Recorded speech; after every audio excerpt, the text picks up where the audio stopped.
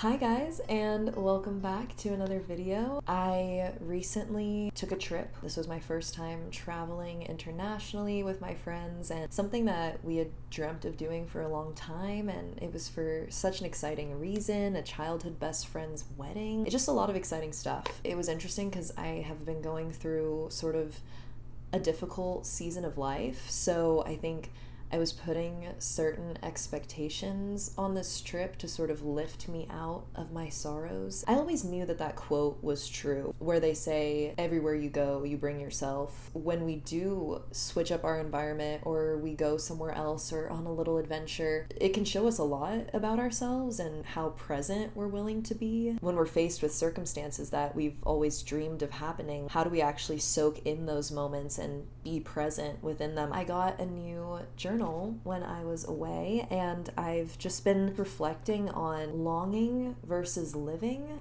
I've always enjoyed longing for things, whether that is in the form of having a fantasy or a dream and thinking about it for comfort, or just always having this sort of romanticized idea of what my life could look like or what it could be. I think maladaptive daydreaming is the term. I'm not too familiar with what it exactly means. Let's see, maladaptive daydreaming. Maladaptive means this type of daydreaming is an unhealthy or negative attempt to cope or adapt to a problem. People who tend to do this lose themselves in extremely vivid and detailed daydreams. And it also shows that this type of daydreaming might be compulsive. All right, yeah, so we are diving into the serious side of this. But yeah, daydreaming sometimes, of course, it's fun. We have our fantasies and visualizations. We need to romanticize this life. But how do you do it in a way where you're not just longing and limiting yourself through that longing? How do you actually bring those daydreams to life, and how do you cope when they are starting to come to life? Hi.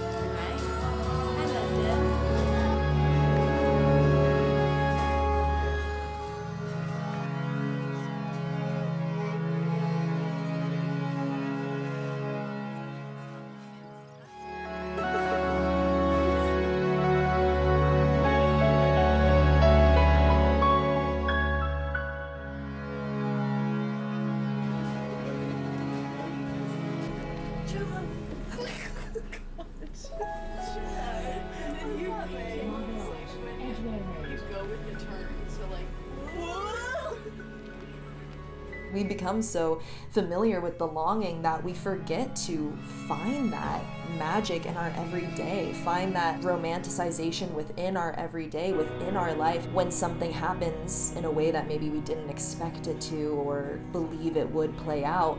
When it does happen for us, we're disappointed because we don't have anything perfect left to fantasize and long for. I think a lot of us, including myself, are very afraid of our full potential or success, because what does that actually look like?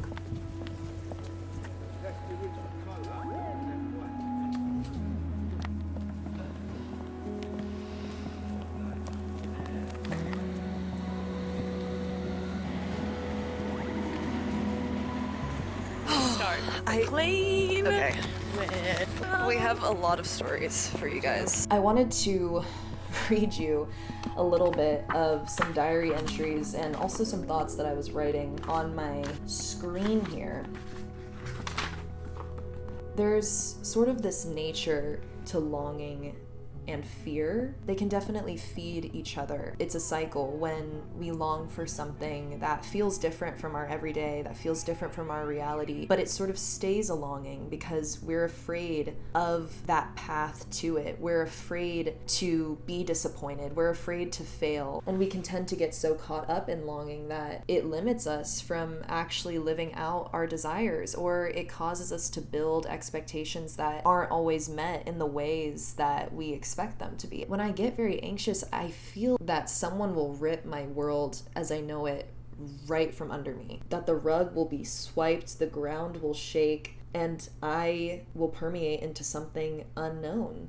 It's the fear of the unknown that has ingrained a keen sense of survival within me, and I've used this sense of survival to, well, survive. That's the trick, isn't it? Whenever you are anxious, your body is in that sort of survival mode, even when it doesn't have to be. When your body and mind are so committed to surviving, you forget to do what you've actually come here to do, which is live.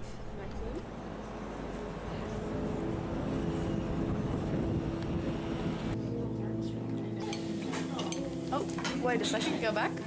Just missing something. Ready? Yeah.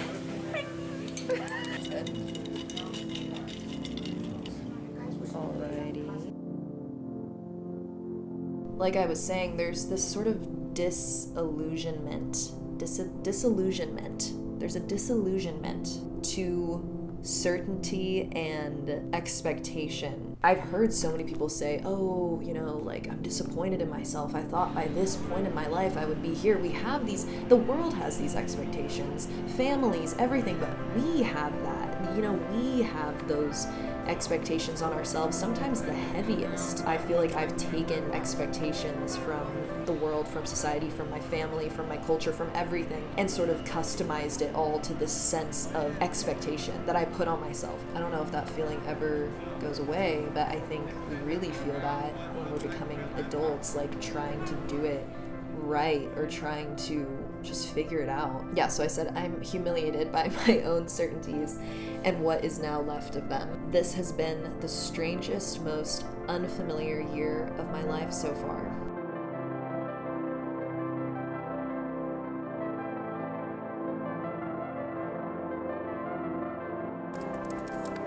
Hacking into the mind frame. Just gotta get through the breach. And breach.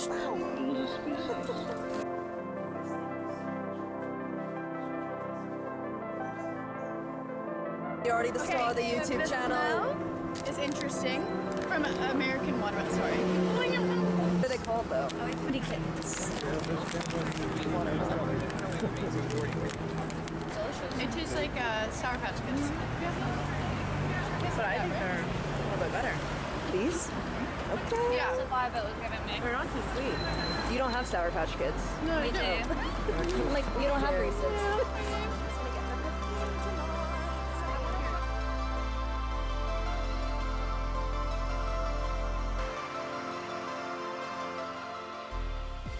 It's just like Texas, guys.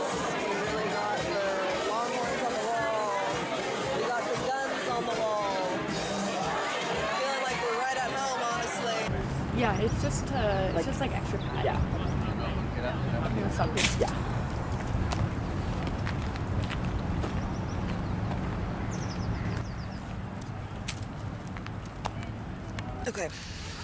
Okay, so to finish our story, we had the craziest, longest flight, quite a few interesting characters in front of us, a lot of interesting smells. It was their first long journey across the pond. We arrived, faced the jet lag. Anyone have a knife on them? Our hotel room, we'll insert some pictures here. We're very grateful. Say that again. Wow, what is that? Kensington Palace? Camera out. Yeah. So that's the door. That's the bathroom behind Max. These are the stairs. You can touch them as you sleep. Let's turn it around. So, there's that. Let's take a... This is a single bed, just cuddling up. We were able to score a spot pretty central in London, so we're in good. Or was there not one? We need a knife. We're- No, you can take the whole thing. Are you sure? Yeah, and you can either apply it to your directly to your foot or apply it to the shoe, whatever you I'll want. apply it to the foot. We're fixing some blisters here. I also need some. I'm a as little well. worried about the stickiness going on your foot, on your blister. You're worried about though. it? Yeah. Rather it like, well, should I just put it like that in my shoe? Yeah. If it's on my heel, should I just put it like? You put it inside. Can the I just heel. use like a little piece of it instead of Well, the? that's why we need a knife. I see. You can't just rip it. Our hotel room. We turned on the heater And left the it other on? day, and left it on, and don't know how to turn it off. Yeah, we didn't know how to turn off the heater, and we woke up in a sweat. Felt like summertime in London, from what I remember, and it is definitely not summertime. We're getting on the rhythm. We're getting on the London rhythm, It's only slowly day but 3. surely. It's only day 3 Day 3, of 17. and we're fixing blisters. What's going on here? Sorry. Do you want me to do it? Out.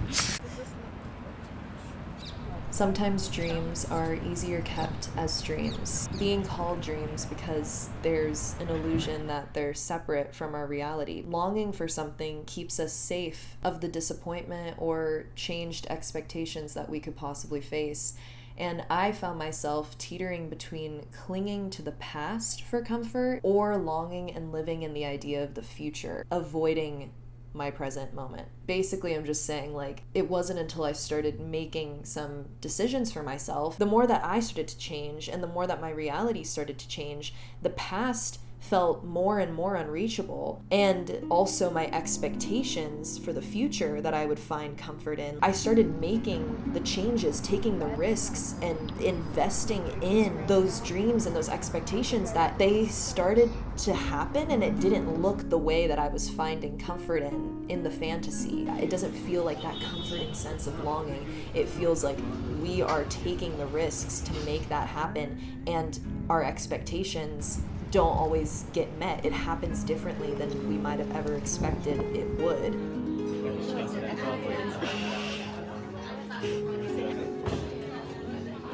What did you get? Pistachio and rose petal cake. I'm gonna look back and cringe at my accent.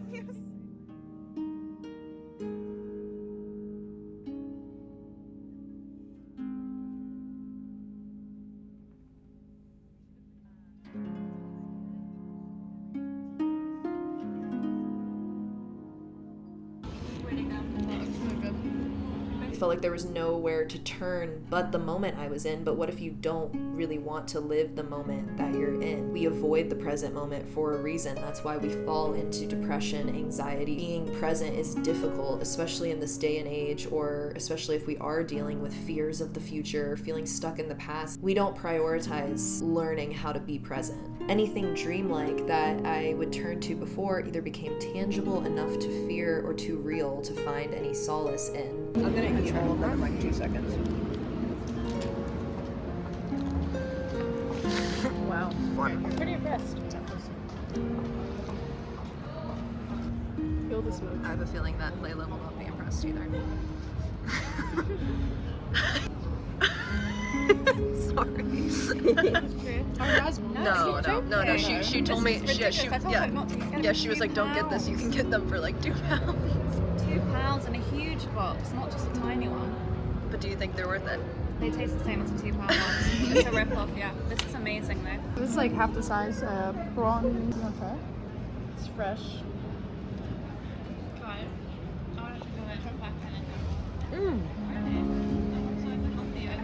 No, I don't care. Delicious. Feel this mochi. Oh my god. Feel it. Here's the sweet. Bounciest feeling.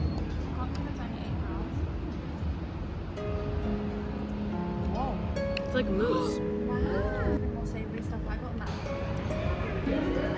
that. Yum.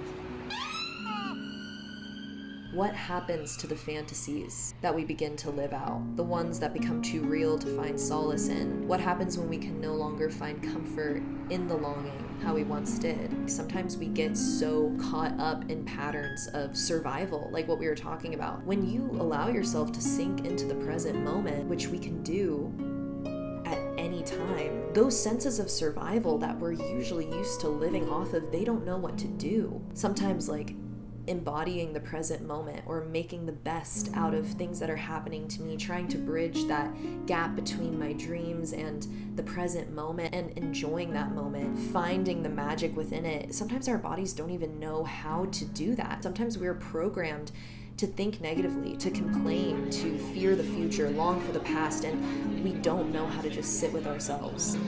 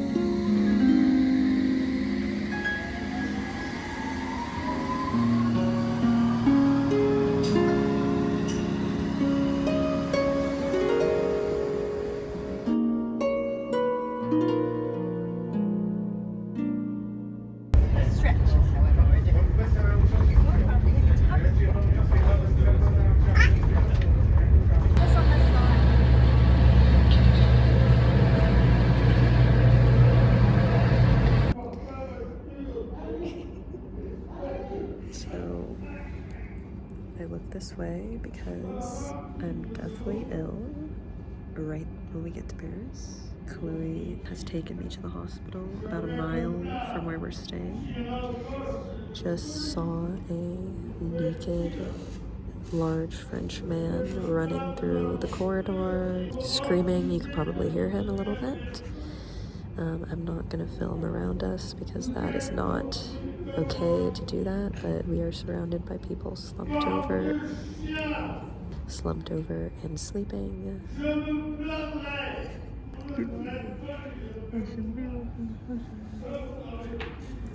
Oh no. Oh god. Okay, wish us luck.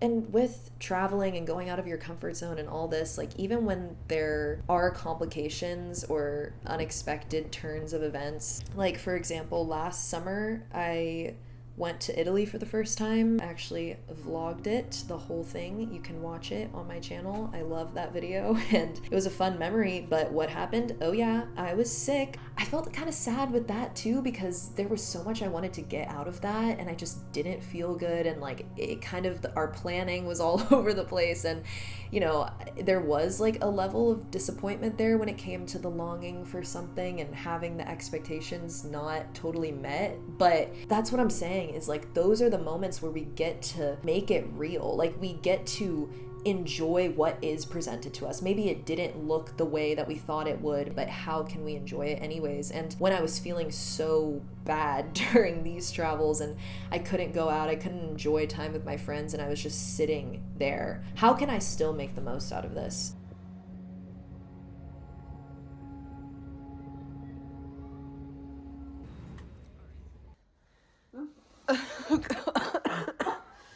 So, for some reason, all the elevators in Paris are broken.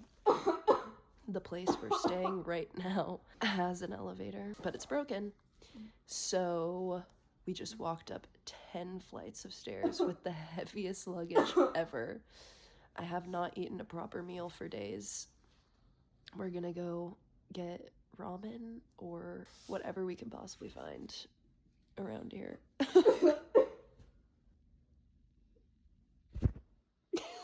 Breakfast. What do you say? Oh, I was gonna say straight breakfast. We were talking about how you're still attracted to Harry Styles, and Layla immediately was like, "He's so gross. I don't yet." Yeah, she's a hater on him. So it's not funny. We've just walked 9 minutes to a Japanese restaurant. All my fever has allowed me to eat is fruit. So this is like me breaking this. You're just cracking me up. You're going. I have no idea. Everybody's so beautiful here in Paris, and we're feeling a bit inadequate walking through these streets, but we're really excited to break this long fast is the point of what I'm saying.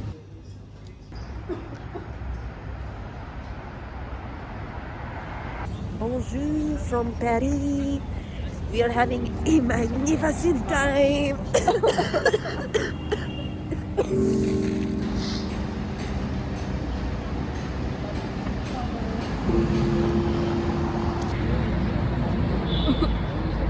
With our cameras. So sorry. I was stuck in a room in Paris just looking out the windows, like watching the sunset. The sunsets were beautiful and there was a little bit of a rainstorm, getting to kind of see the days and the nights pass by. And I wrote in my journal from what I had observed out the window, Paris is a lot prettier at night.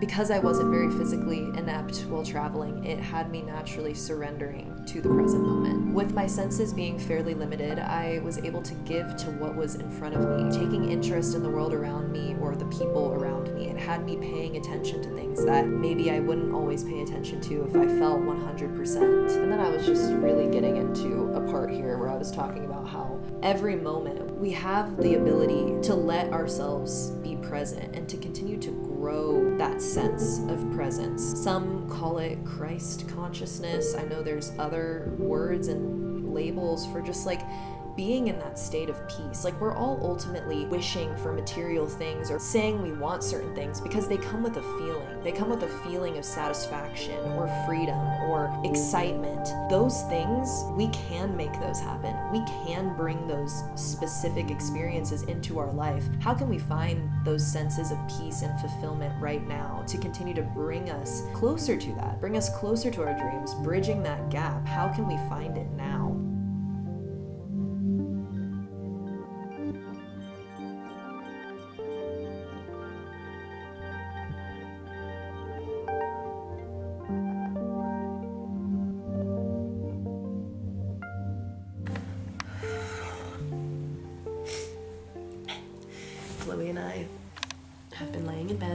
pizza. The bath is running. Garlic. We had a kitchen in our previous place where we could cut it up, but we don't have that here. So I'm literally. Why are you making me do that? You don't have to do it, but you can.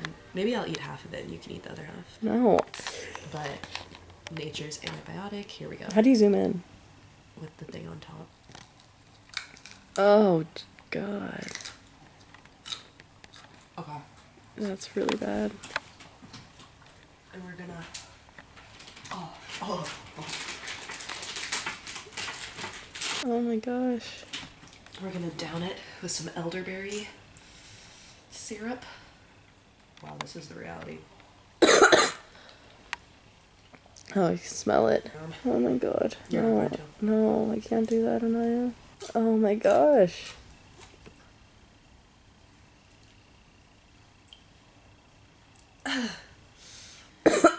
You can do a tequila shot, but can you do that? Yeah, literally.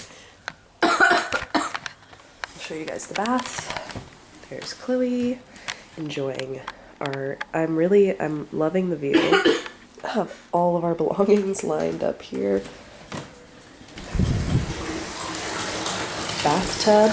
Super excited. Okay, guys.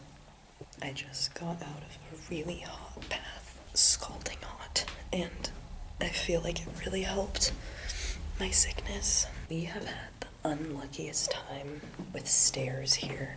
Like, we've been so out of our mind sick. We've had the heaviest luggage. It sounds like I'm just exaggerating, but it's just true. Heaviest luggage, most sick I've ever been, and having to go up so many flights of stairs. The elevators have just been broken. They've happened to be broken everywhere we've been. When we booked this place, we booked it specifically to heal before the wedding, and we chose it because it had an elevator. And then the woman texted me today saying, by the way, the elevator is broken. So here we are, but we're staying at the very top, and the other place we were staying at the very top as well, so we've had to go up so many flights of stairs. I feel like I've been talking for a few minutes now, and we're not even halfway down. Imagine carrying so much luggage, feeling the weakest you've ever felt. It's crazy. And then I was reflecting on love. This is a random tidbit, but I think I've discovered one of my favorite things about love. It stays in time. And we don't. Our bodies don't. Our moods don't. Our feelings don't. But what once was stays exactly where it was. And it still brings the same warmth to my heart, smile to my face, butterflies to my stomach, even if they're just a bit softer now. This might not have been the celebration of love that we were expecting, but I wouldn't have asked for it any other way. The gift of a new perspective is now mine to embrace. The gift of a new perspective is now mine to embrace. That's what I was telling myself to get through hard times, because it's true. Like, whenever we go through something a little difficult, our perspective changes. We are granted with a new perspective, and how cool is that? Yeah, it's easier to look at the thing that is giving us problems. Like, it's easier to just focus on that, but I'm just telling you, our focus is valuable. What are we gonna do with this new perspective shift?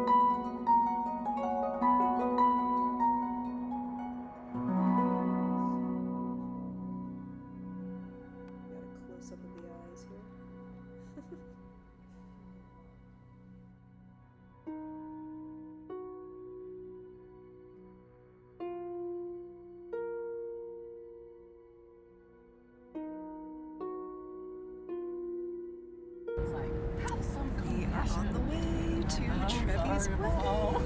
We made it, guys. We've made it. We've just made it. Thank goodness.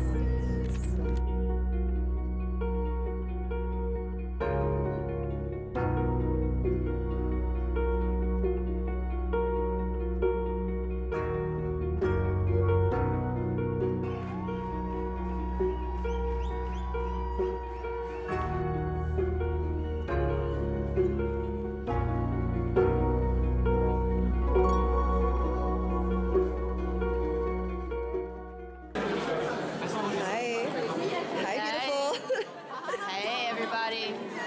What does Sean say? Hi. Is that what he says? Wait, who? Sean. Sean who? Mendes. Oh, hi. Hi, people. Hi, people.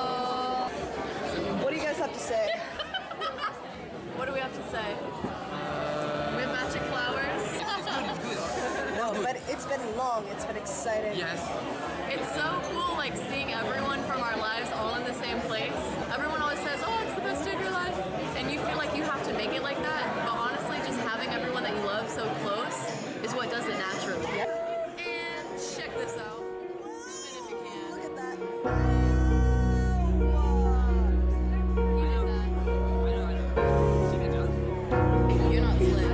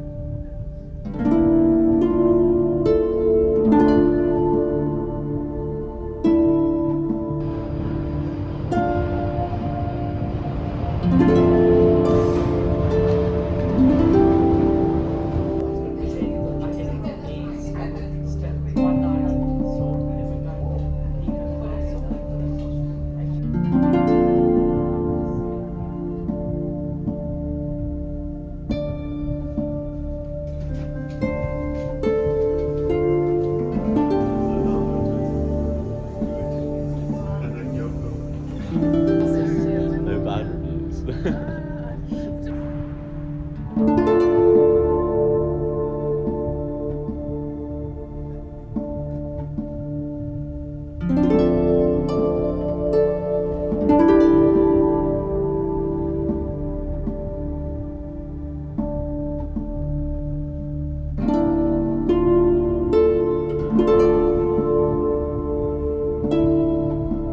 One where the Allies have lost the Second World War, and the zone that divides rival superpowers in America was the author of an underground bestseller. His book offers a new vision of reality, giving hope to the disenchanted.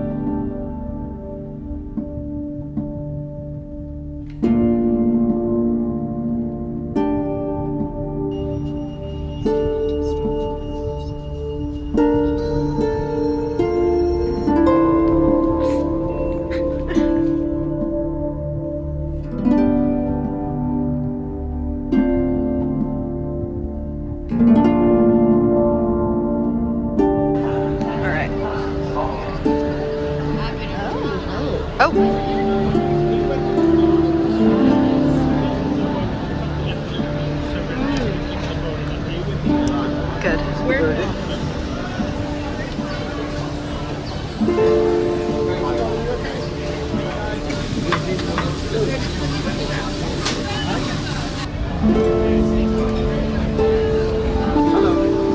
That one's yours today.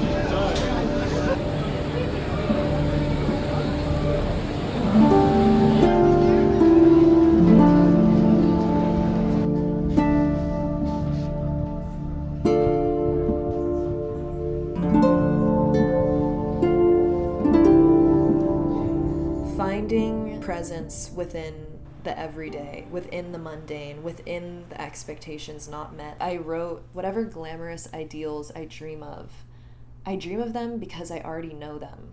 Even if I haven't experienced them, I know them well. My treasure is not just found in the shiny.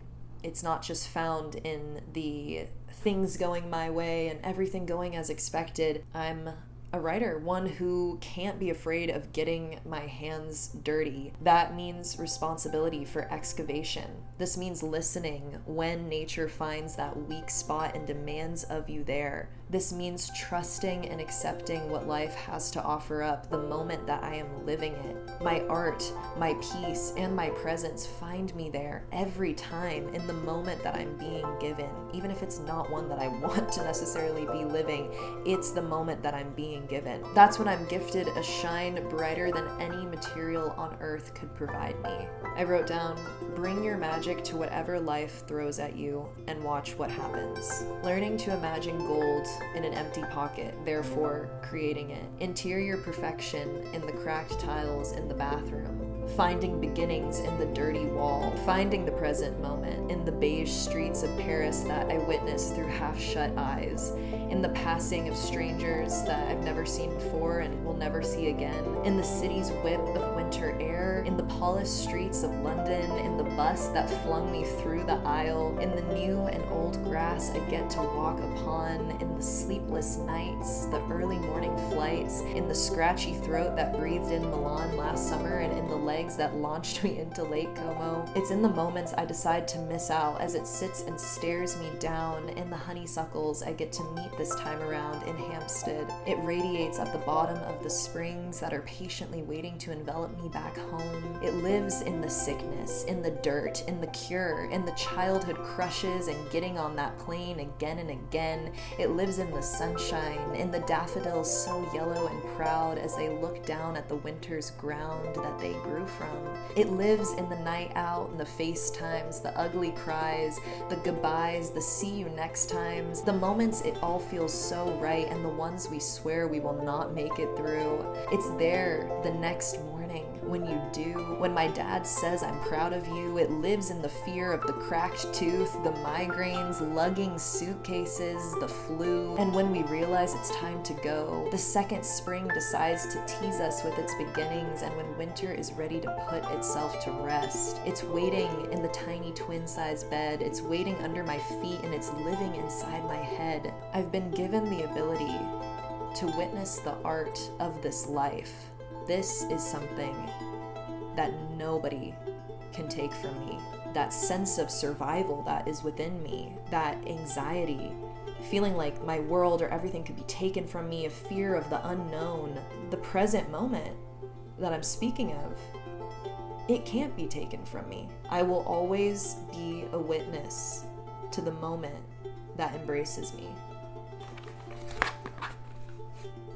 We just get to decide if we want to embrace it. So these are some things that traveling makes me think about, and I hope you guys enjoyed. Thank you for chatting through these thoughts with me, and I'm excited to continue to bring myself back to the present moment. It's always there for us to embrace, no matter what life looks like. I think sometimes we go through some not so fun things, but it can kind of push us to finally witness the moment that we're in and to accept it and to find peace in that acceptance. Pushing ourselves outside our comfort zone and going through life, no matter what it looks like, is a great way to learn how to do that. Thank you guys for chatting with me, and I hope you enjoyed. There's a bit of the visual aspect of the storytelling as well. I'm excited to tell you more stories and to keep learning these lessons alongside you. Thank you for being on this journey with me. I hope you are having an amazing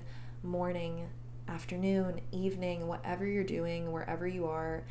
I'm wishing you luck and love, and I can't wait to chat with you again very, very soon. Bye.